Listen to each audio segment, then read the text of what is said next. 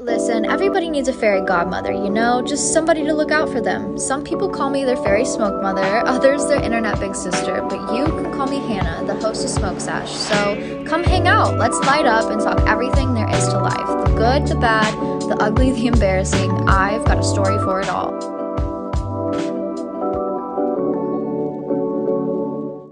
Hello, hotties of the world, and welcome back to another fun little sexy episode of Smoke Sesh. My name is Hannah, your host, and I'm so excited to be back again with you guys today.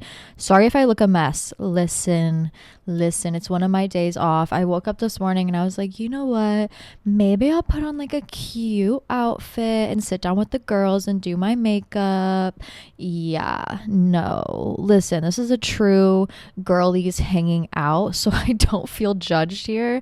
And I apologize for showing up in the same outfit every single week with no makeup on, but today, that is just the vibe. It was snowing last night, it snowed last week, and we're about to get another like 6 to 9 inches tonight. So truly, I am just trying to manage through this last little bout of winter that we have until we get to spring. I am grasping on as tight as I can and trying to just manage through the best I can. But we did do some celebrating, to kind of bring our spirits up. As you guys know, we had our Valentine's Day episode last week. I hope you guys enjoyed. Everybody was very sweet. Thank you for the feedback. Like when I was asking about ads, you guys are literally the best. You're like, girl, make that money. And also some of you, very valid, were like, I do really enjoy this podcast because there are no ads, there are no interruptions.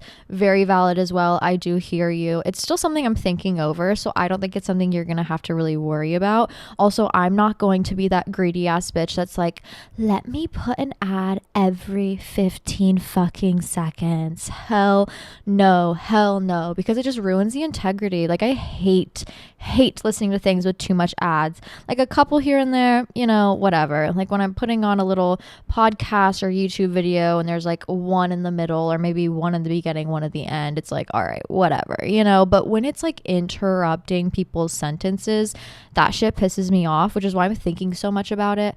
And yeah, nothing you really have to worry about, but I do really appreciate your guys' support. You were so incredibly sweet. If you want to support, come join the Patreon. We have a lot of fun there. Like I said, I have an extra episode every week, and it's not like our usual episodes where I kind of like pick and choose the question based on like intentionality and intuition or just like what people are asking the most about.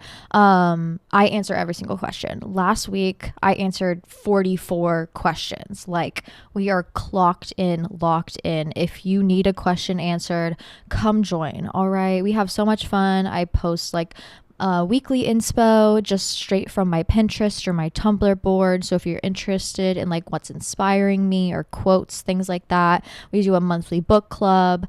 I usually do a Sunday spirit guide where we did like journal prompts last week, or we'll do like rituals, astrology updates, things like that. We have a lot of fun. But if you want to support and also just like get some extra content, I would love to have you on the Patreon. You guys are just like the best girl group, and I appreciate every single one of you.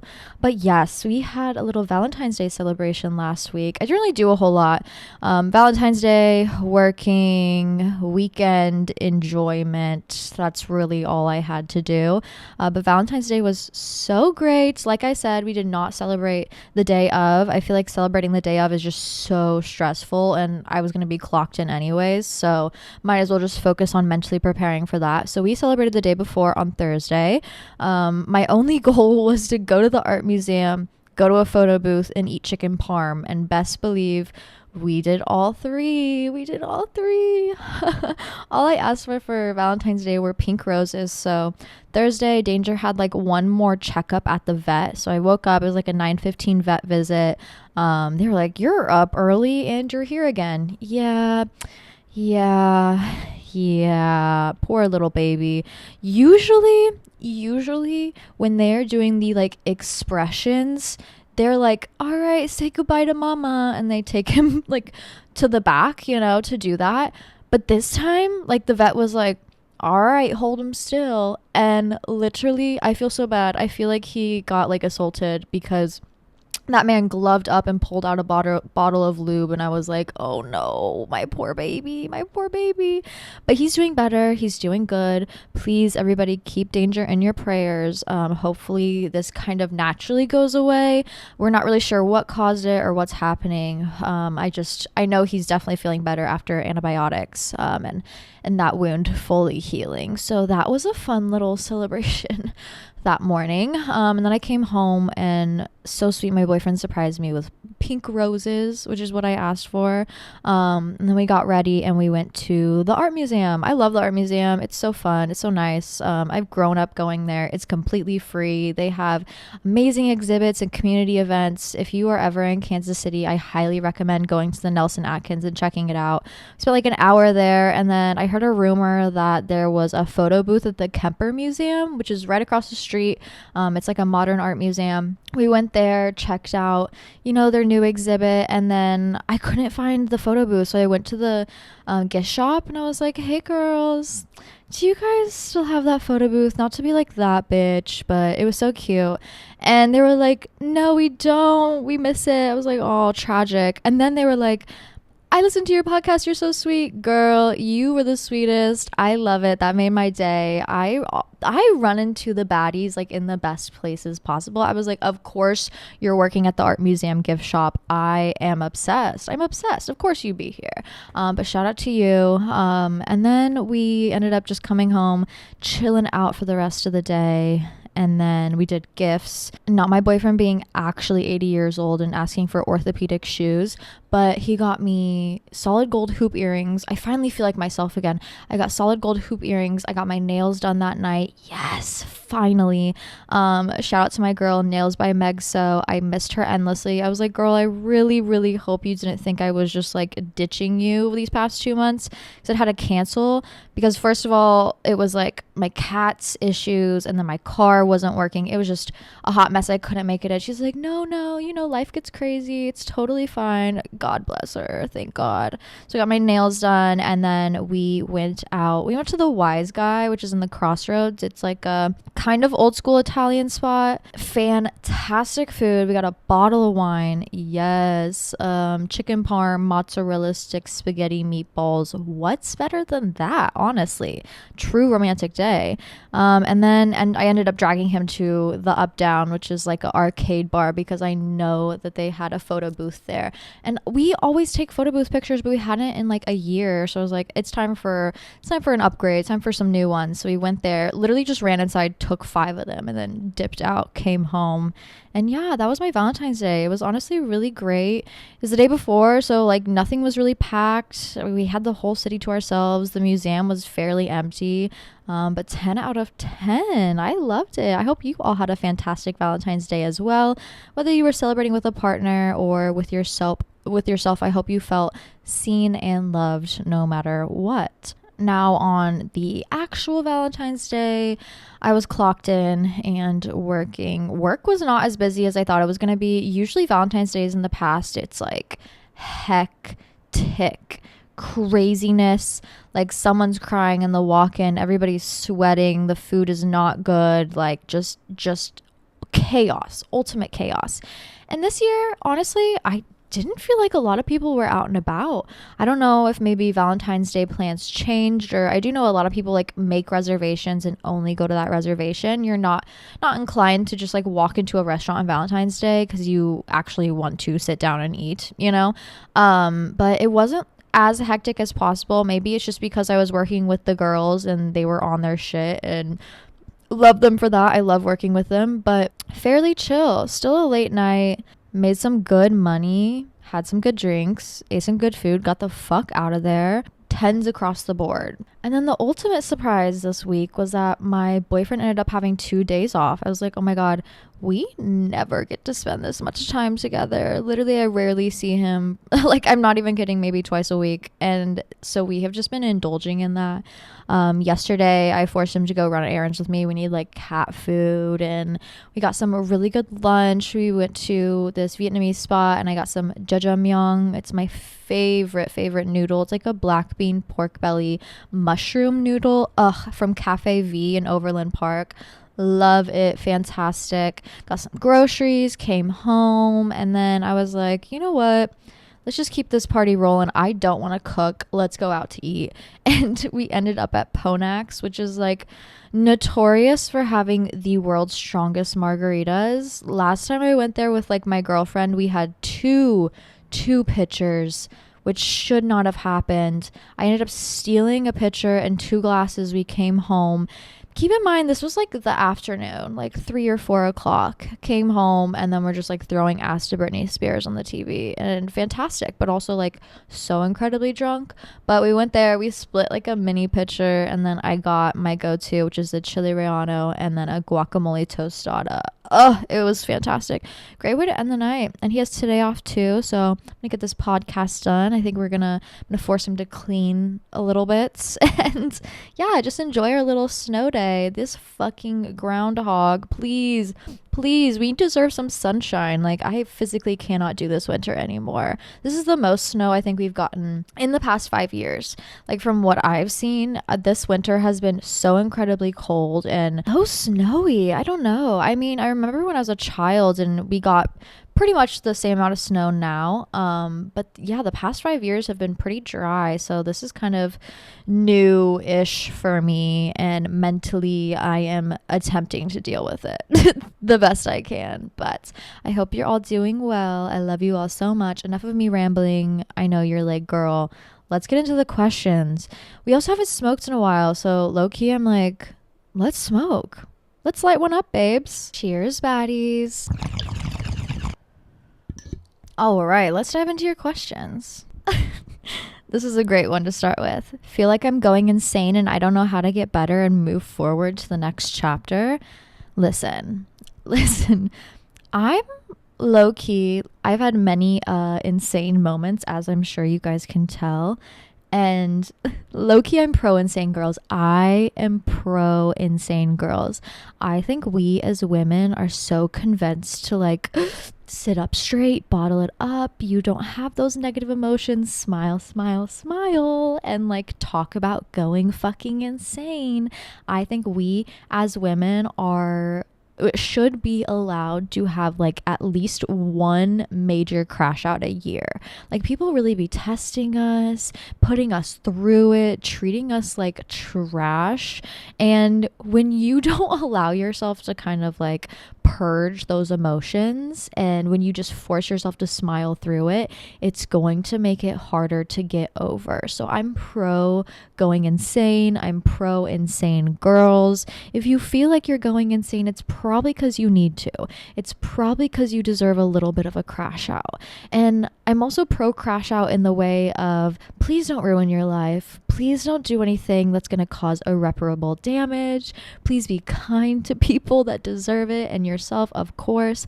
But like, if you need to tell that person off because they've overstepped your boundaries for the 100th fucking time, please, I'm begging you, go for it. Go for it. If it's a worthy crash out, like, I think sometimes it is deserved. This also naturally will help push you to the next level, help you move on and elevate to that next more sane level that I'm sure you're seeking. But truly, if you don't let yourself like feel these emotions and then exert them, you're not going to be able to make new space for those new emotions for a calmer, better, peaceful future. But yeah, I am a pro insane girls. Please, if you're going insane, it's for a reason. Please look into why you're feeling this way. What's overwhelming you? Is it multiple things? Is it one thing? Pinpoint it and figure out how you can kind of ease that pain, how you can crash out in a healthy way.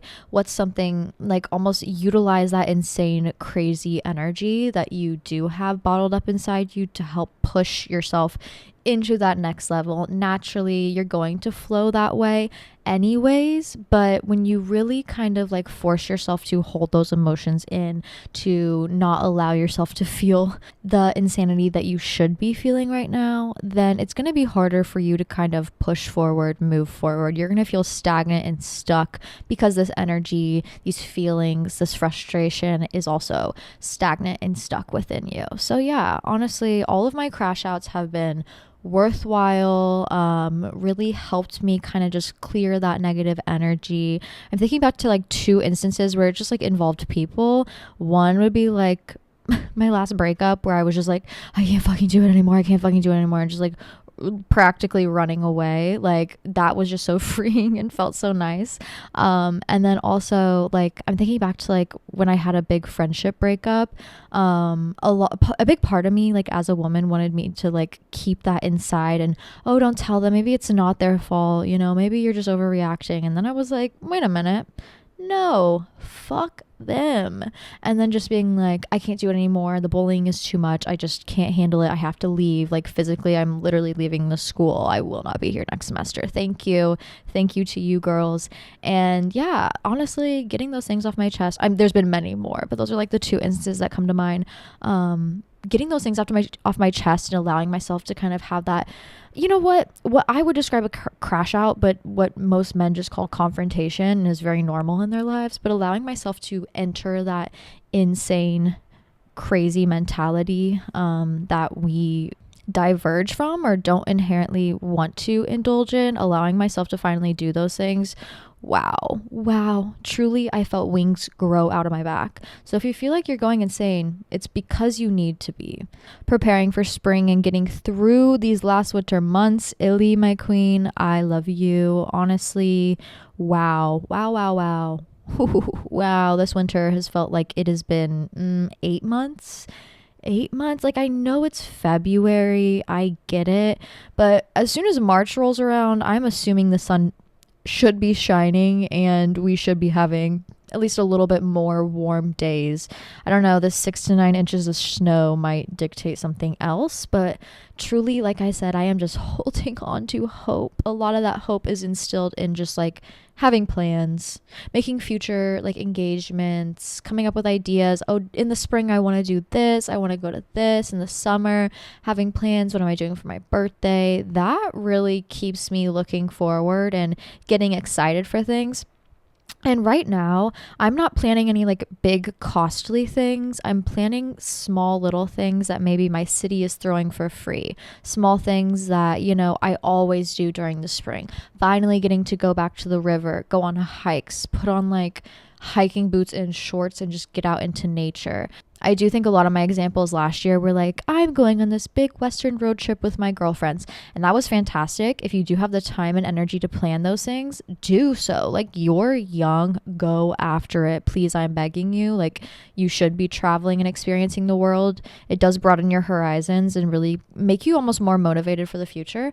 But now I'm kind of like, maybe I don't have anything big planned, but that doesn't mean I shouldn't be planning and persevering and getting excited for what is to come. So if you feel like there's no future ahead, maybe it's because you haven't planned it yet. You know, when you live the same day every day, wake up, work, go to sleep, wake up, work, go to sleep, like, of course your life's going to feel pretty monotonous and that the future feels endless. But if you have little tiny things to shake it up, to make it exciting, to, you know, utilize that time off that you do have, it will generally make your life a little bit better.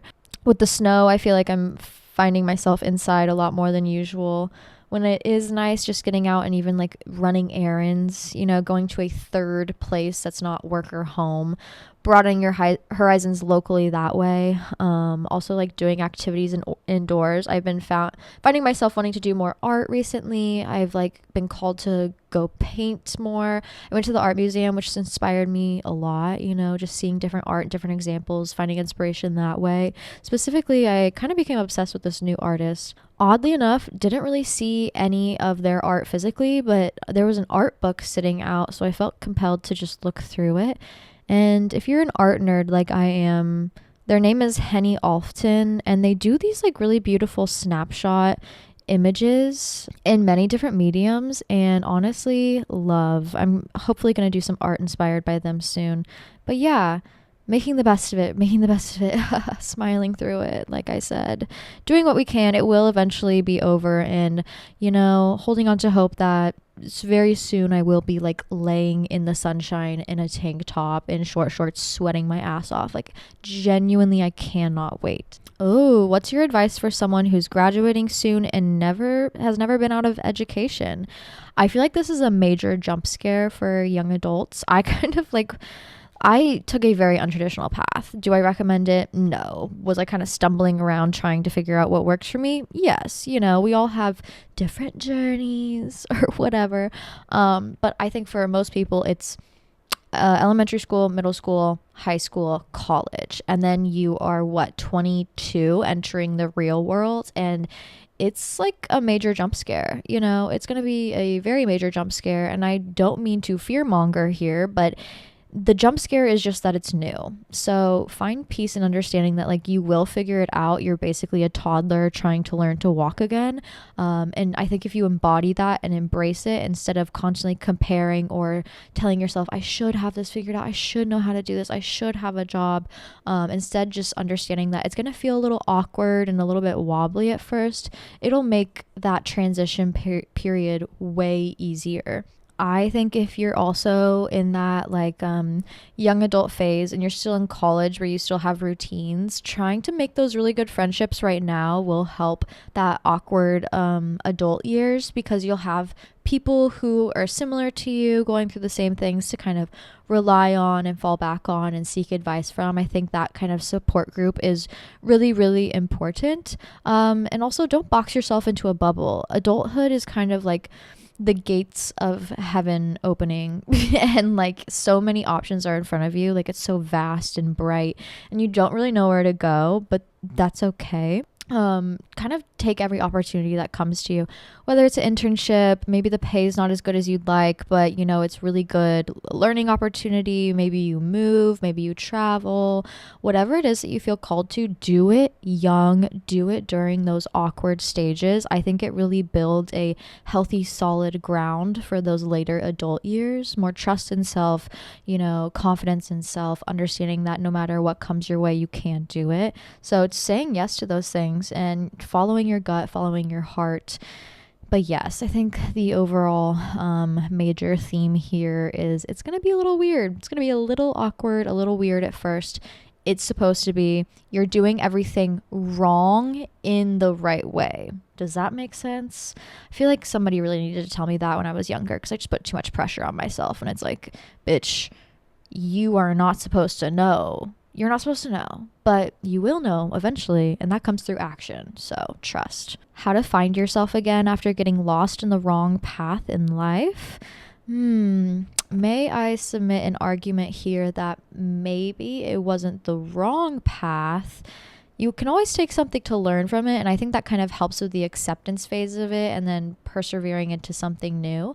Maybe you just outgrew it. You know what I mean? I've definitely fallen down some paths where it was like, maybe it wasn't the best choice, but also I wouldn't be who I am now without it. I also think as soon as you realize like I am on a path that maybe I'm not enjoying anymore, or I need to switch up, I'm not, really going in the direction that I want to go, having that realization and also listening to it, using that as motivation to find a new path is really important. Because I know a lot of people, especially working in the restaurant industry, who it's like my 45-year-old coke addict manager is like living in his mom's basement and being like, I don't want to be here, I don't want to be here, I don't want to be here. And it's like, well, you're 45 and you've been saying that since you were 25. I think physically having that to kind of like scare me and shock me into being like, okay, no, girl, like I can't be like them. I can't be the person who just sits and complains and does nothing. Use that motivation, use that need and that desire to change up your routine, to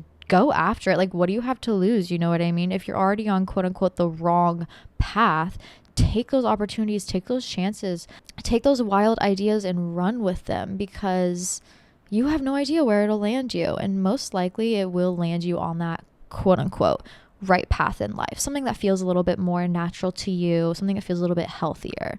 I don't know. I feel like we're kind of fed this idea that life is linear. From a societal standpoint, it is linear, like I said, elementary, middle, high school, college, first job, dating, engagement, marriage, babies, raising kids, doing the same thing with the kids, retirement, dying. Like, I feel like we are really sold that linear path. So when people find themselves kind of like finally realizing that it's not a linear path and that you can move any direction possible, when they find themselves straying from that linear path, they kind of start having a freak out, or they feel like they're like a bad person or doing something wrong. There is no right way to do life. That's what's really beautiful, is you truly can go any direction you want. But yes, when you do find yourself kind of going in a direction that maybe doesn't feel as natural to you, it's okay to pause and be like, all right, bitch, time to turn around. Time to use this as a realizing matter to get my shit together and find a new path that does suit me. I think that's going to happen a lot for everybody. And the sooner you realize like you're not necessarily doing anything wrong and you do have that option to change, the easier the change will be. The less you will be inclined to just sit and complain and do nothing, you know?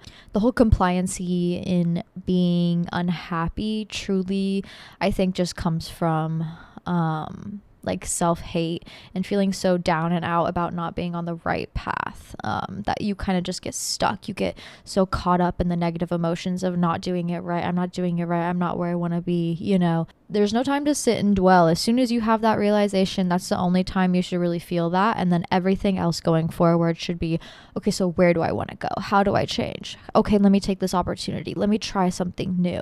That's kind of how you beat that stuck phase, you know? But yes, I hope you find the right path soon. You will. I know the girls here have the motivation, the desire to do so. Trust in that. But it'll naturally come to you. I mean, to make you feel a little bit better, I don't think I'm in the place that I need to be either. So I think we're all kind of in that awkward phase. Like I said, the awkward early adult years. You probably won't feel like you're on the right path fully. It's going to take time. It's going to take trial and error. But you know, we'll all get there eventually. This is interesting. Do you agree with cancel culture / do you think it pushes people away from learning? This is interesting. I think like in an overall grand sense, do I like believe in cancel culture? Do I actually think it does anything? No. But I will argue that like when it first came around, the whole kind of like, I mean, I've been on the internet for such a long time. I'm not talking as like an influencer or whatever you want to call me. More so I'm talking about just like as an engager with the internet. Like, I mean, I've been on it since I was born, but to be fair, like it was on a family home computer and the only access I had was to like maybe YouTube when I was like 12 years old, and then also all of the like online games. So I wasn't necessarily like raised with social media or that kind of insane algorithm, but I did notice that like the whole thematic aspect of canceling people did mostly come around during the Me Too movement. And I do think that was like really important. I think that aspect was really important, where it was like, these people are monsters. Like, these people are horrible, awful people who, quite frankly, deserve jail time, and no one's saying anything, no one's doing anything. And then by not saying or doing anything, it just keeps allowing it to happen. I think when it came around at that time, like where it was like literally going after like Harvey Weinstein and crazy, horrible, awful predators, that was okay. That's okay. That's okay. But I think it kind of inflated this feeling of like, okay, so we do have these power over this people. And then we went into lockdown. And then I think it got a little bit out of control, where I think everybody who had anything that they didn't like, even just a little bit about somebody, they started like using it as an excuse to denounce their whole being and their whole personality, their whole life. You know, they shouldn't be here. They don't deserve to be here. And I think that's a little crazy. Like, I would like to tell you all it's okay to not like somebody. Like, that is okay. That is fine. Not everybody's going to be your cup of tea. You're not going to naturally like everybody. That's just not going to happen.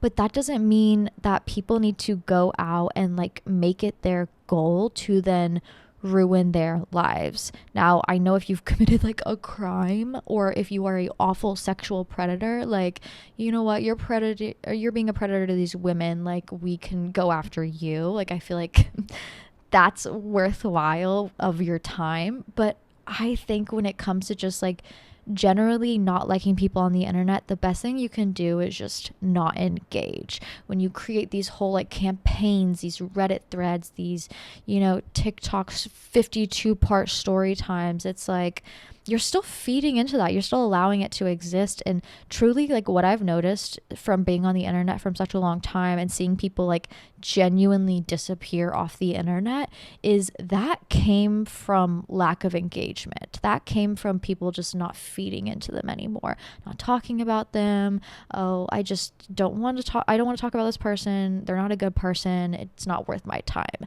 Those people genuinely like fell off. Truly, I think that cancel culture, you know, or at least the goal of cancel culture, which is to kind of like get rid of people, I think it worked then.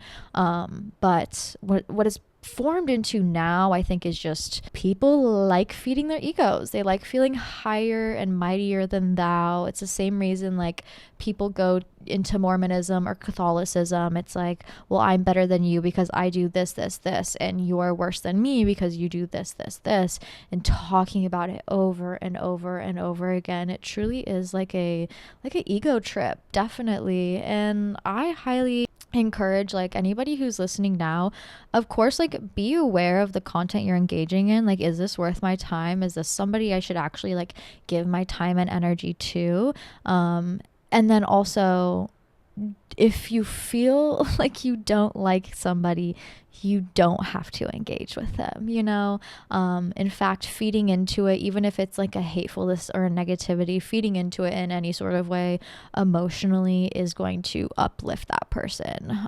It's going to give them more attention, more feedback, and genuinely it's not worth it. I don't know. I feel like my relationship with the internet is fairly healthy, where it's just like, you are on my phone and I paid a lot of fucking money for this thing, so why am I gonna let people bother me on my phone? You know, I'm very quick to block, and not in a sense of like followers, more so in a sense of like, if I don't like someone's content, like, I don't want to see it. I'm not gonna hit I don't want to see it little button on the bottom. I am definitely gonna block them and just like keep it pushing. How are you gonna bother me on my $1,400 iPhone? Oh, definitely. But yeah, I think it's definitely gotten a little bit out of control. And I don't mean to say that as like a Joe Rogan red-pilled man kind of way who just wants to get away with their sexual escapades and their awful habits. I say that as a person who like genuinely sees the effect, and I think it's kind of spiraled into something that's not healthy. And I think it's making a lot of people engage in egotistical, like hateful behavior. If you don't like the way Catholics and Mormon treats the outsiders, like, ask yourself, why do you also engage in the behaviors of mightier than thou, bigger than thou, you know? Help, I'm an inspiring influencer, but afraid of men online. Any advice? P.S. Love the pod. I guess, like I talked about with blocking, I love a block. I do. I don't know. Anytime I see like any sort of man, and I think I've blocked a lot of gay men because of this, I'm genuinely so sorry. That's my fault. But anytime I see any sort of man on like any sort of platform, I immediately am blocking them, just because it's like I said again, how are you going to bother me on my $1,400 iPhone? Like, I have no remorse, and it is something that I love to engage in, because it's like, if I can protect me, why would I not? Like, this is truly a space for the girls and the gays, no matter the platform. Like, I am curating a very specific vibe here, and if I don't want you here, I don't want you here. But also, like, if your job is to be seen, if your job is to be on the stage, then you really can't overthink it, you know?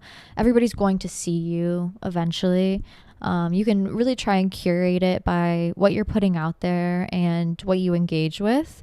But truly, like I said, like, to be on the stage is to be seen. And you have to understand that just as a part of the job, you know? Omitting the truth versus lying. Or is there no difference?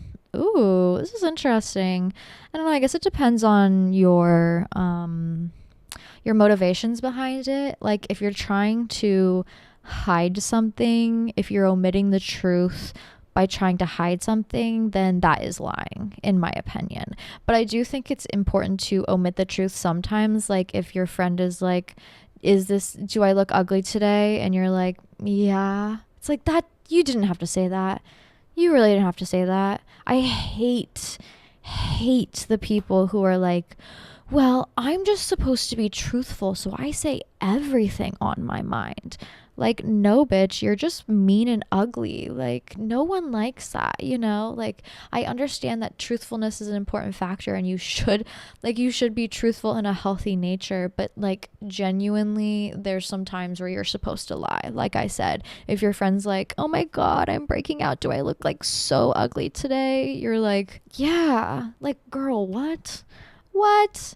Does this outfit look bad? Yeah. Like, there are times where you're supposed to lie. Obviously, I think everybody knows that. But most of the time, like, if you're admitting the truth in a healthy way, then I think it's fine. But if you're admitting the truth as in like I have something to hide or in a malicious sense, then that's still lying. And I think it's honestly sometimes worse.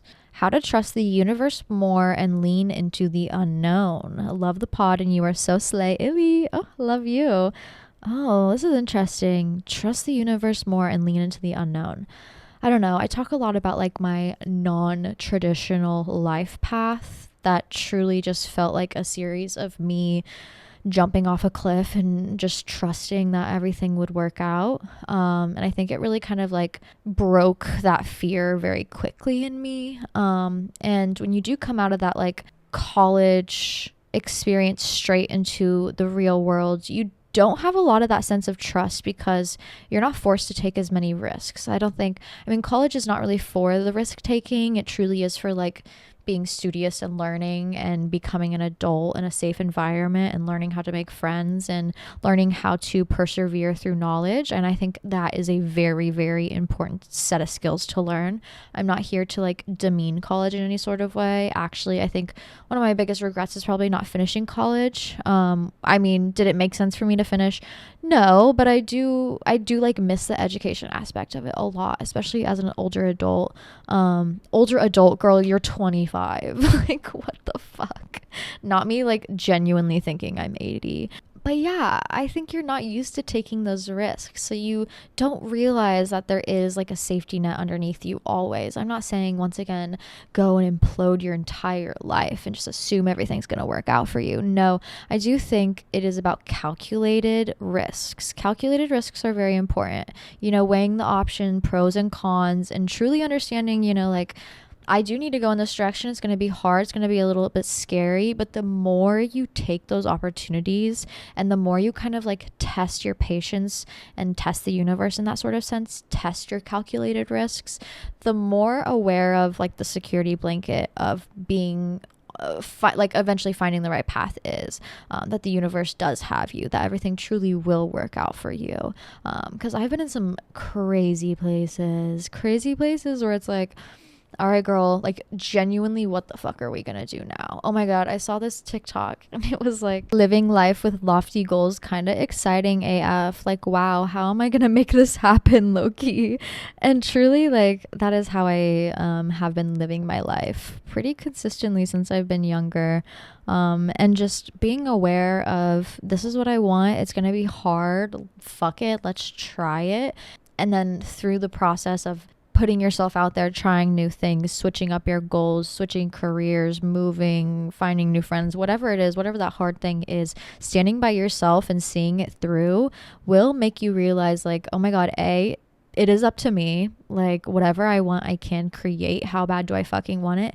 And B, if you listen to that gut feeling, that gut instinct, and the desire to go after it, the universe will have your back no matter what. It will always show up for you. It does see that positive energy output and does reflect it with positive energy put in.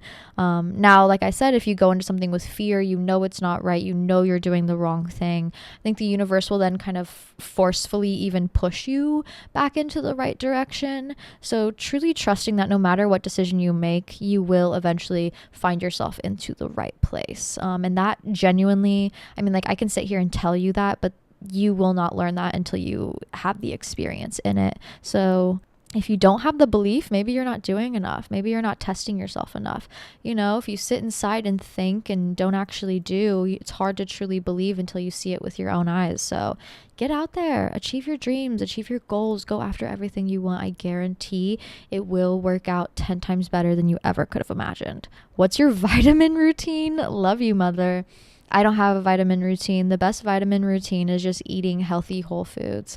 And like, you're like, girl, healthy whole foods, I don't want to eat a salad every day. No, girl, like I had bacon and eggs for breakfast. I got hella protein in this morning. Probably gonna have like something a little bit lighter for lunch. Even if I go out to eat, it's like, cool, my body needed those carbs. My body needed that bread. My body needed these different foods to feel fueled. But like, if I'm not switching up the meals I'm eating and I'm not at least cooking a little bit for myself, I find myself kind of like getting duller, less energized. I do think through food can be very powerful, and I'm not gonna sit here and be like the crazy fucking food blogger who's like, you need to eat 12 bananas a day to feel full. You need to only eat raw greens. I don't think that's healthy. I think there is balance in everything. And the more you do try and incorporate whole foods throughout your diet, the better you truly will feel. But I completely chalk up me finally getting enough protein in my diet to my hair growth. My hair was not growing. I'm talking, it was probably like down to here, like where my hand starts, for 2-3 years. Would not grow. Now, okay, inches, okay, high. I wore my hair down at work for the first time I think ever. Usually it's like up tight in a claw clip and I pin my bangs back, but I wore it down. I wore my bangs out because I already had my hair done, and everybody was like, oh my god, I didn't know you had so much hair. It's like, yeah, girl, I'm at work. I am not dressing up. I'll do that on my own time. But to clock in and to work a shift and be sweaty, like, I'm not the kind of girl who puts in that kind of effort, you know? But yeah, vitamin routine, eating good food, and eating enough of it. How do I feel more confident when I'm not wearing makeup? Okay, so I went through a huge phase in my life where I constantly was wearing fake eyelashes. Like, I either slept with them glued to my fucking eyes, or the first thing I did in the morning when I woke up was glue fake eyelashes onto my face and then wear them for 12 hours straight because I could not stand the look of my face without them. And I do think I just naturally, through wearing them so much, conditioned myself to see myself that way. So when I took them off, I did not think I looked like myself. And the way that I fixed that was to stop wearing them. Oh my god, girl, what? How did you fix it? You just stopped wearing them? Yeah, I kind of had to like jump scare myself into recognizing what my face looked like again and realizing like, oh, no, that's my true self. And what I did was like, I just stopped wearing makeup completely. I would wear it occasionally, you know, like going out or going to work, whatever. But when I was just home alone doing nothing, instead of like literally gluing fake eyelashes on myself to just sit around and do nothing, I was like barefaced. I was like, all right, we got to get used to this. You got to get used to it. And what's fucked up is it probably took me over a month to fully get used to it. Like, it finally took me over a month for me to be like feeling clean from the fake eyelash addiction. So if you're having a hard time, like, I do think you kind of have to go major cold turkey. I think whenever you're alone or whenever you genuinely don't need to be wearing makeup, don't wear it. Look at your face, understand this is who you are, and like very much so observe yourself in a neutral sense, not in a good or bad sense, not in a I look ugly without it, just in a very neutral, this is who I am at this moment. Let's observe, let's enjoy, let's keep it pushing, you know? But yeah, I do think it took me over a month to fully get aware of it. And then also it kind of changed up how I did my makeup in the future, where I truly do keep it fairly simple. I don't wear a lot. I don't like the feeling of like my face being weighed down. I do enjoy the natural sense of my face and the feeling of like, you know, my face being a little bit more natural. Of course, every once in a while I'll go crazy and do like a full beat, but I can't do that every day. Oh my god, do you guys remember 2016 where people were waking up to do a full copper toned smoky eye glitter lid with like full contour cut crease craziness to go to high school at 6 a.m.? Oh my God. Oh my God. We were, you know what? One thing about us in 2016, 2017, we were going all out. That's for sure. But yeah, I just can't be that girl anymore. And it is going to have to be you just kind of going cold turkey, getting used to yourself. Like I said, in a very neutral sense, it'll happen naturally. Been thinking about getting on meds again and therapy, but it's expensive. Alternatives?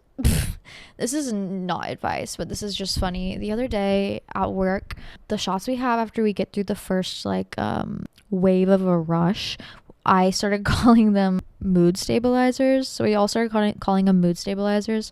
So I was downstairs to the bartender. I was like, can we get some mood stabilizers, please? Me and the girls need them. And my fucking 70-year-old, the owner of the restaurant, came up to me. He goes, no, you guys don't need those pharmaceuticals.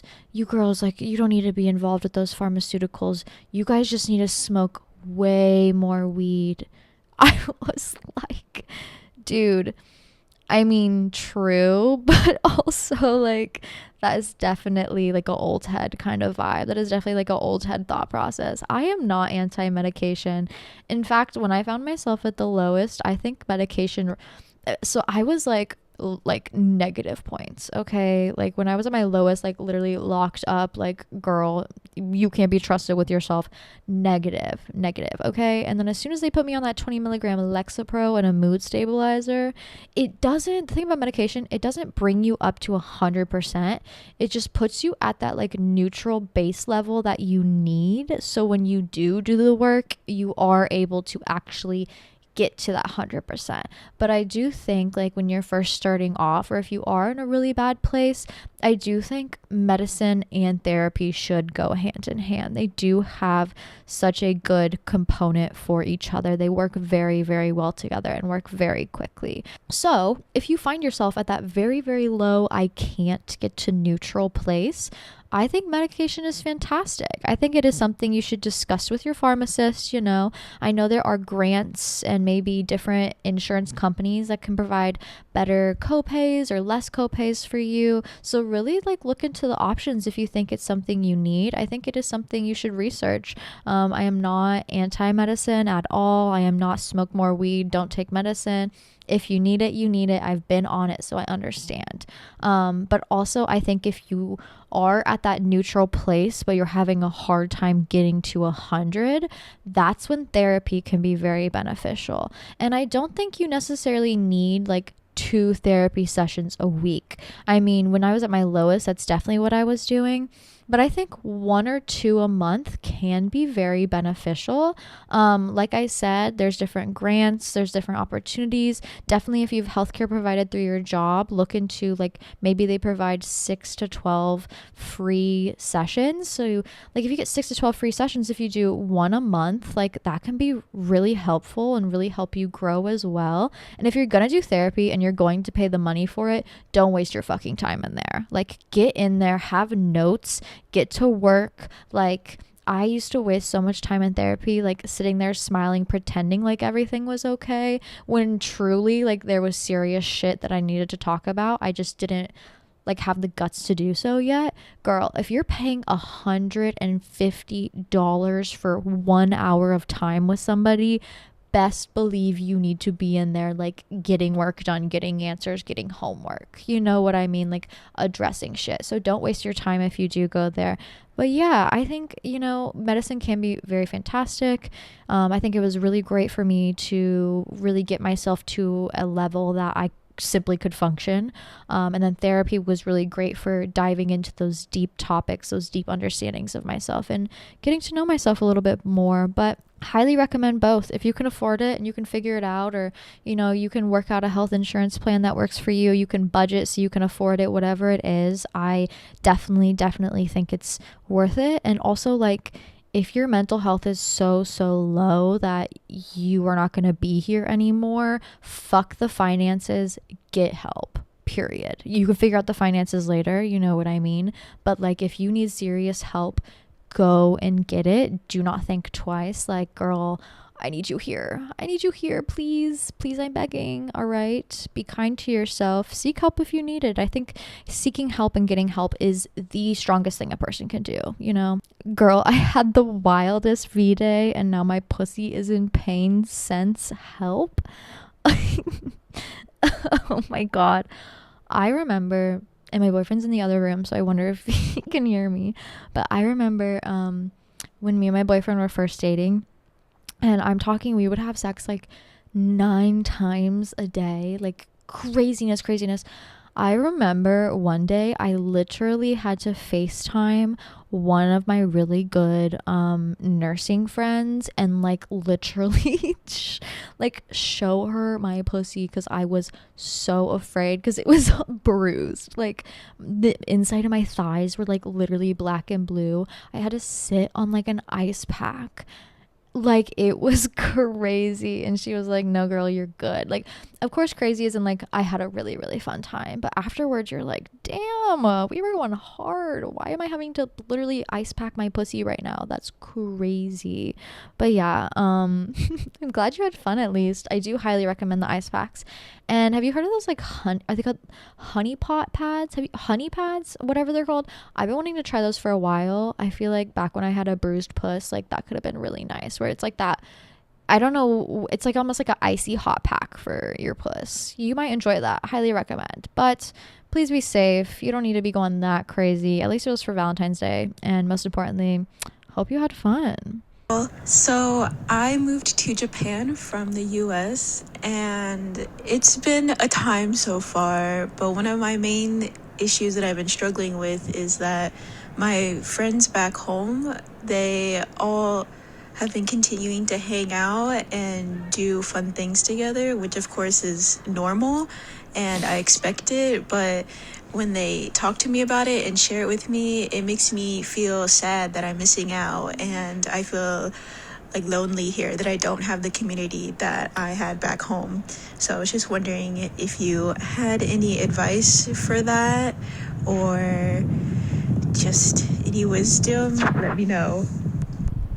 Oh, babe. First of all, I think I'm going to Japan this year. So I'm gonna need your tips and tricks, please. I'm begging. You will naturally find that new circle there. Like you just moved there.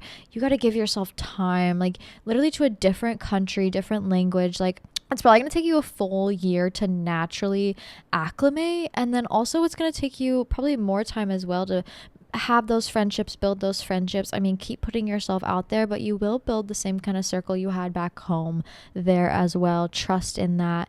I think something that could maybe really help with this, like, not jealousy problem, not like FOMO, more so just like you're homesick, you like miss your friends, very normal, very natural, is maybe you guys can plan like little weekly or maybe like once a month. All right, we all get on Zoom all together, like maybe they're all at the house together and then you're on Zoom and you can kind of hang out that way, little virtual hangout session. Maybe you all watch a movie together, and maybe like you plan a little trip, whether it's like going back home to visit them or they come visit you. I think there's different ways that you can kind of feel a little bit less left out. But yeah, that has to be very hard. I also think making new memories with new people around you will help with the FOMO. Going for a beer by yourself, how do people do it? I don't know. I feel like since I worked in the restaurant industry for so long, has seemed so normal because half the customers I had when I was a bartender were people who just like came in alone, and I really appreciated that about them. They were like, no, I don't want somebody with me, like I just want to go to this bar alone, get a bowl of ramen, eat it, have a beer, maybe talk to the person next to me, get the fuck out of there. And I don't know, it just seemed so normal to me that I wasn't afraid because I knew genuinely so many people that did it. Yeah, it didn't really make me afraid to go to like bars or places, restaurants, whatever it is, alone. I think once you truly do get out there and like go sit at a bar by yourself, you'll realize just how common it is for people. Just because you're alone doesn't mean you deserve to not go out into the world. You know what I mean? And I think it really shows true confidence and true like appreciation of self. The people who do go to a restaurant and are like, fuck it, I just need a good meal and I'm gonna sit and hang out by myself and talk to the bartender and chit chat with the person next to me, you know? I mean, I think meeting people, especially people that you don't know from your regular circle, and having a little conversation with them, where are you from, what do you do, I think that's the next best thing to travel, to truly understanding the world, is connection to people, getting to know people, getting to, you know, live through them and travel the world through experiences and conversations with different people from different places. I think not engaging with people outside of your usual bubble does hold a lot of people back, and I think that's where we see a lot of the like the Trumpism, like otherness mindset, is from people who just like don't expand their world horizons. They don't know what's outside of their little church bubble, their little suburban bubble. Right now, I think conversation and talking to people is a great act of resistance as well, broadening your horizons that way. Of course, if you're going to any bar or club by yourself, please be careful. Like, you need to at least have somebody who has your location. Like, don't get so inebriated that you can't get home. If you're alone, safety is priority number one. But if you are a person who has never been to a restaurant by yourself, never been to like a small little bar by yourself, and you are thinking about doing it, I highly recommend doing so.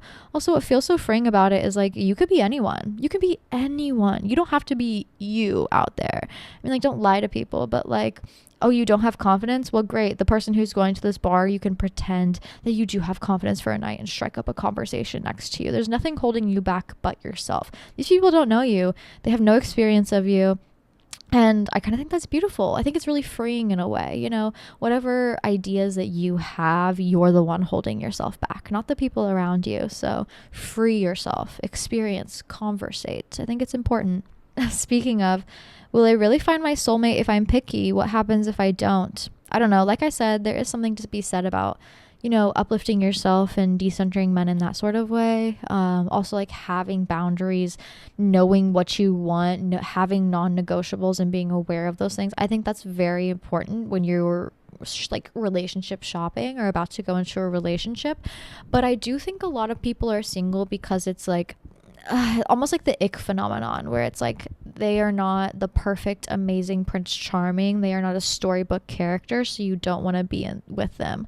Like, reality is, we're all human. We're all going to be a little weird. We're all going to make mistakes. You know what I mean?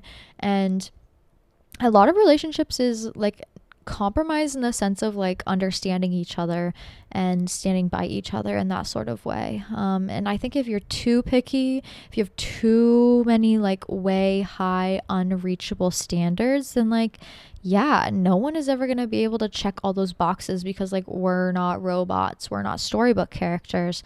But if you allow that sense of humanness while also having an understanding of like genuinely like what you want and what you deserve, while also like being willing to open that space in your heart for humanness, I think it does make finding relationships and relationships easier for sure. Is living with your parents at 22 okay? If I support myself, yes. I have friends who still live with their parents and they're 25, and honestly, I'm so jealous of them. I'm so jealous of them. Like, I know it's in the trenches because you're like around your parents and like, oh my God, it makes you want to rip your hair out or whatever. But not paying rent, oof, oh my God, like literally pussy wet. Like, you're not paying rent. How amazing, how amazing. And the longer you can put off paying rent, especially like if you have a good relationship with your family, like of course they're going to drive you crazy like a normal family. But like, it's a good home. You have your own room. They give you a little bit amount of space, like they're buying groceries, whatever it is. Like, if you're living that kind of lifestyle, girl, stay there as long as possible. I do think there's something freeing about being alone, but I think financial stability is really important. And I started paying rent at 19. No, 20. I started paying rent at 20. That's when I finally moved out. And I think back all the time on how much I've paid for rent and how much I could have saved if I stayed with my parents another year or 2 years. And I'm like, girl, you should have just held on. You should have just held on and done your best. I get wanting to move out though, but like, if you're still at your parents', please understand that as a blessing in disguise. You are saving so much money. And what would be smart here is like if you had a roommate, I'm thinking about like what the first person kind of pays rent. I would say maybe what, like $600-700. Not for like a 1-bedroom living alone. That's going to be way more. But the normal average human being moves out with someone else, splits rent, maybe 800s max. If you have like the money you would pay for rent, take that and save that chunk. Like if you can afford an $800 rent, but you're staying at your parents, you're saving this money, like put that aside, really start saving, really invest in your future in that sort of way. I mean, you're eventually going to need it when you move out. So take that chunk and set it aside now. I wish I would have done that. I really wish. Oh God. Boyfriend said he'd let his girl BFF eat me out. Oh my God, girl, I fear he wants to fuck her. And the only way he could get it off his chest is if he brought it up in a sense of like, well, maybe you could. I fear that would send me into a spiral. Oh my God. Unless you're like freaky and you're like, okay, like, let's do it. Then shit, girl, go for it, I guess. But like, that would send me into a spiral. I would be having a conversation with both parties, and not in a fun, sexy way, in a what the fuck is going on kind of way. We're getting through a lot of questions, you guys. I love this. Okay, question roulette. We are back. Dating this guy who's so perfect, but the sex is so bad. What do I do? I don't know. Sex is important. I think it's important. I think it's like a lot of chemistry. And like, I don't know, if he checks every single other box and maybe like sex is not that important to you, then like, I get it. And you can work, like you can do some work. You can definitely do some communication. You can do some, I don't know, like involve toys, go to the sex store together, like go shopping. You can get crazy. You can have these conversations. You can talk about fantasy, whatever it is, build that up. You can build chemistry for sure. But like, if it's really, really important to you and you just have no sexual chemistry, I don't know. I think it's okay to be like, this isn't going to work. You know what I mean? Because what are you going to do? Have bad sex for the rest of your life? Like, hello. But like for now, if he's literally checking every other box and you're like, he's got to get that stroke game down, practice. Don't be afraid to involve little toys here and there, little fantasy, little outfits. I don't know. Maybe he's into role play, girl. Who knows? I know he has something deep down that like probably is like really kinky for him. So like have those conversations. It's gonna be a little awkward at first, but like go to dinner, split a bottle of wine, and then like talk it over, go home, try it out, have a good time. Tips on how to switch my mentality from being men-centered to me-centered. Oh, I like that question. I like the way you worded that. Okay, me-centered. I don't know. I think there's some truth in knowing that like a man will never give you everything you want, period. And I think a lot of women rely on that and then find themselves in relationships because they're desperate with a man who genuinely will never give them what they want. And then kind of find themselves in this like really bad cycle. And I don't want you falling into that. Please, I'm begging. When you're me-centered, you get everything you want, you even get the guy you want because you had standards, you had understanding of yourself, you get the job you want, you have your own money, you have your own goals, you can buy your own things, you can go out to dinner alone, you have that self-confidence. When you're men-centered, it's almost like you're like walking on your hands and knees trying to appease another person, and you will constantly be putting yourself last. And I just don't think that's a way to live life. I don't know. I talk a lot about decentering men, but truly, I think the best way to decenter men is to just center yourself. Get a little selfish. What do you want, Especially now, more than ever, with the way this country is going. It is like a radical act. Self-love, self-lifting, understanding what you want and fighting for it and going after it, and really decentering men from your perspective. And yeah, I do think it's a radical act. I think it's really important, and I think every woman should use it and learn how to use it as a safety tool. I think pepper spray is great, but like decentering men is the safest way to live, I don't know. Most men are stupid and only care about themselves. So, like, why should you care about what they think about you? Love will find you, and the best love, the best relationships will find you when you do have those standards. You have that understanding of self. You know, you aren't desperate for anything. There's nothing they can give you that's going to ultimately change your life. So, you're not willing to settle. It's like you either fit here next to me as a partner, as an equal, or you get the fuck out. And I think there's something very powerful about that. Hey girl, happy Sunday. Not a question, but I just want to share what happened to me last night. So I met this guy at the bar. We've met before, but like we met up and we were vibing, and he ended up coming home with me. But we get to my house and he's like really drunk. Like I'm like, oh fuck. So I go to the bathroom because I needed to empty my period disc. And I go back into my room and he is snoring on my bed. And I'm like, fuck, no. So I call him an Uber and I'm like, hey, like, you need to go home. And so, whatever, he leaves. The Uber's outside and he walked right past the Uber and just started walking down the street. And I'm watching him through my window. I'm like, what? So I call him. Doesn't answer his phone. I'm actively watching him outside my window walk down the street. So I just canceled the Uber, smoked some weed, and went to bed. So yeah, I hope he got home safe. But, you know, he's living his true destiny. Hopefully he didn't have a long walk. But yeah, I just thought that was really funny. And not a woman calling an Uber for a man, but also I get it, like, get out my fucking house right now. You know what? He's a man. He'll be fine. He'll get home safe. You know what I mean? That's so funny though. I need help deciding if I'm actually into the man I've been seeing talking to. I don't know, girl. If you're having to ask us, I don't think you like him.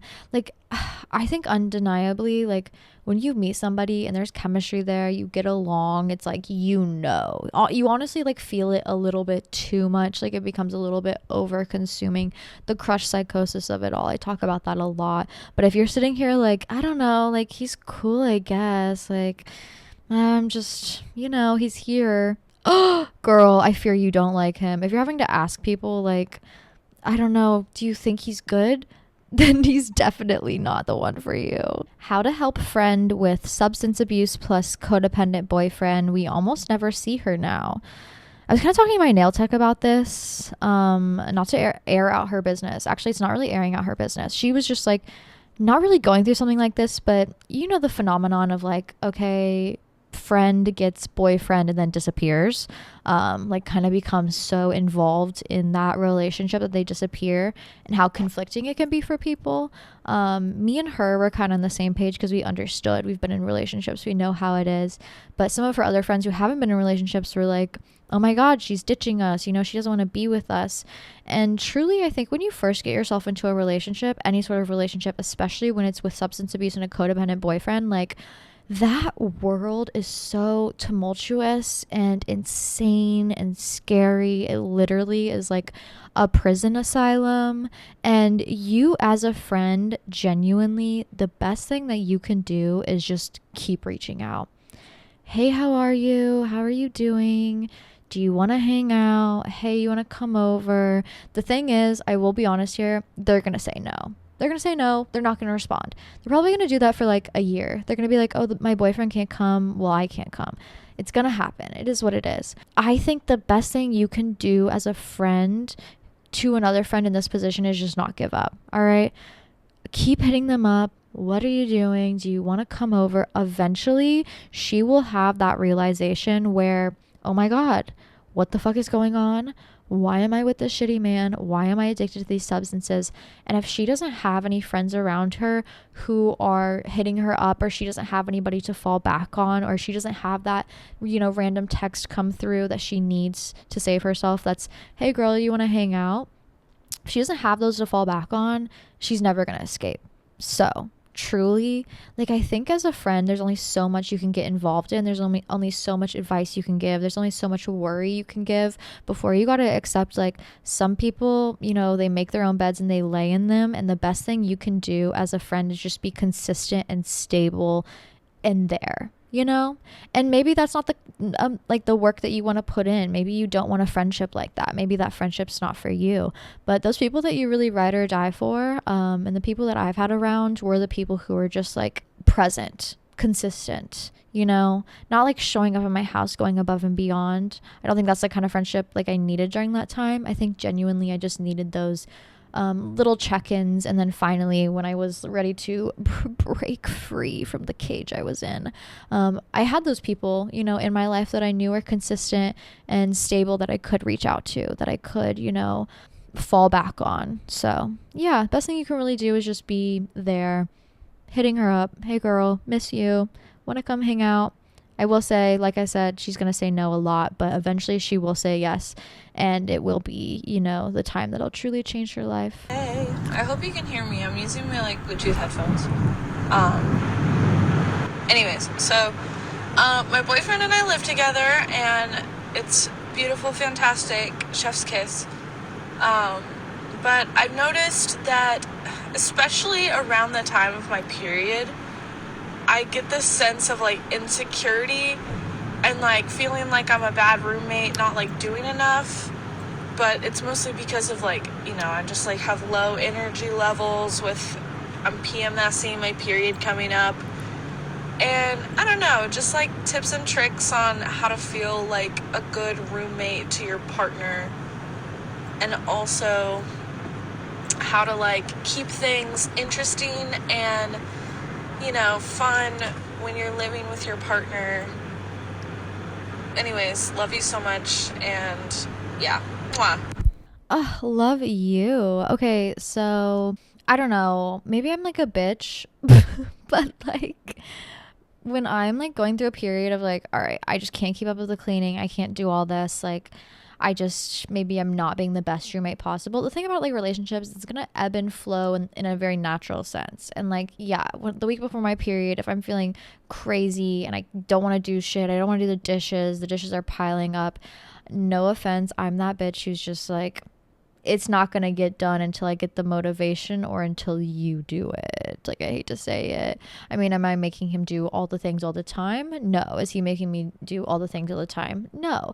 But like, we're going to have to pick up after each other every once in a while, whether it's like physically with like doing the laundry or maybe emotionally, financially, whatever it is. Like, you know, relationships naturally ebb and flow that way. So the best thing you can really do during that period where you're already like kind of PMSing, kind of going through it, just low energy, is like be kind to yourself. If you can't do the dishes, you can't do the dishes.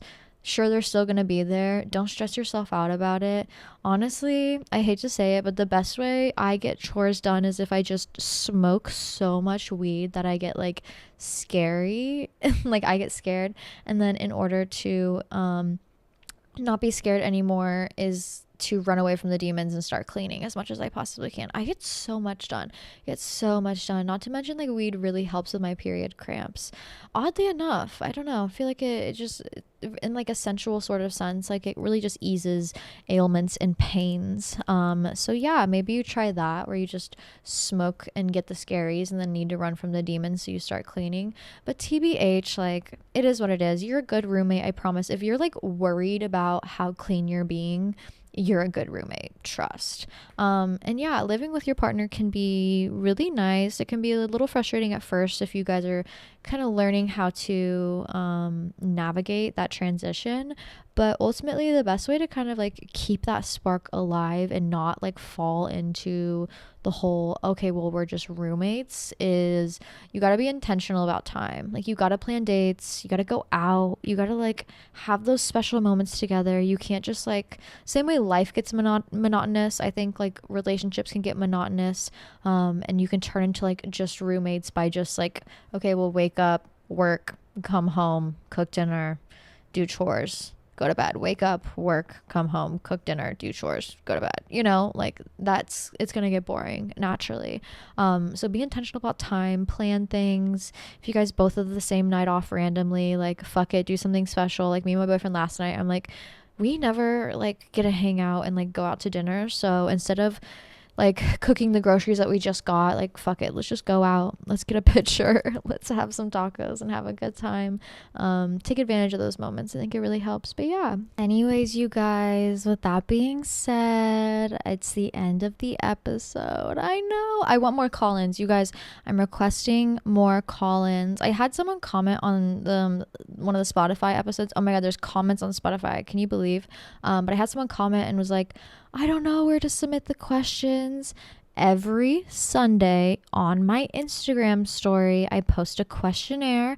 That's for you to type them out. But also, if it's not a Sunday, you can always DM me at Hannah Marlene your question. Like if it's longer than the 3 sentences I give you, DM me your question or DM me just a voice message. The voice messages are what I use for you guys to submit your call-ins. So very easy, very user-friendly. You know what I mean? If you're only tapped in outside of Instagram, like you don't have Instagram, you can always just like email me a voice message, email me a question, hannahmarlene444@gmail.com. If you're interested, like trust you can get to me any way possible. And if you don't want to be anonymous, just like comment them under the YouTube or under the Spotify. If it gets like a lot of resonation, I'll read them off. You know, I get my questions from everywhere. So if you feel like you're not being seen, I want to see you. I want to hear from your beautiful voices. It's so fun. It makes me feel more connected, and I think it makes other people feel more connected as well. So I love you. Shall we smoke one more bowl? One more quick Patreon promo, patreon.com/smokesashshawty. There is a lot of tumultuous astrology coming up that we have to chat about at the Patreon. So if you want to hear about that, I'll also talk about it on the podcast. But that I'm about to upload some weekly inspiration. And like I said, I answer every single question. I am not even kidding. Every question you guys submit on the Patreon only episode on Thursdays. So come join, come hang out. But most importantly, let's smoke this bowl. Cheers, baddies. Stay sane, stay sexy, and I'll see you all so soon. Mwah.